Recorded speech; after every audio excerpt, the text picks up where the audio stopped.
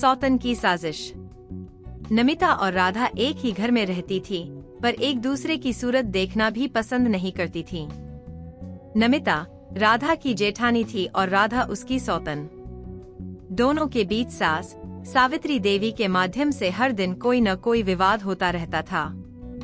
एक दिन सावित्री देवी ने तय किया कि वह अपने बेटे अजय के जन्मदिन पर दोनों बहुओं के बीच एक प्रतियोगिता रखेगी। इस प्रतियोगिता में जो जीतेगी उसे घर का कीमती हार मिलेगा। यह सुनकर नमिता और राधा दोनों ही उत्साहित हो गई और प्रतियोगिता की तैयारी में जुट गईं। प्रतियोगिता की शर्त थी कि दोनों बहुएं घर की साफ सफाई, खाना बनाना और अन्य घरेलू कामों में अपना हुनर दिखाएंगी। नमिता ने अपनी समझदारी और चालाकी का परिचय देते हुए राधा के रास्ते में रोड़े अटकाने की योजना बनाई। उसने जानबूझकर राधा के कमरे में कुछ टूटे हुए शीशे के टुकड़े बिखेर दिए ताकि वह सफाई के दौरान घायल हो जाए। राधा को जब यह पता चला तो वह सन्न रह गई। उसने मन ही मन ठान लिया कि वह नमिता की चालों का जवाब अपनी समझदारी से देगी। उसने शीशे के टुकड़ों को ध्यान से हटा दिया और सफाई करते वक्त सावधान रही। अगले दिन खाना बनाने की बारी आई। नमिता ने जानबूझकर राधा के मसालों में नमक मिलाकर उसकी सब्जी का स्वाद बिगाड़ने की कोशिश की, लेकिन राधा ने अपनी सूझबूझ का परिचय देते हुए सब्जियों को दोबारा पकाया और नमिता की योजना को नाकाम कर दिया। इसी बीच सावित्री देवी ने देखा कि दोनों बहुएं एक दूसरे से आगे बढ़ने के लिए कितनी चालाकी और सूझबूझ से काम कर रही थीं। वह जानती थी कि यह प्रतियोगिता घर के माहौल को और भी खराब कर रही है, लेकिन उसने एक नई योजना बनाई। अंतिम प्रतियोगिता का दिन आया।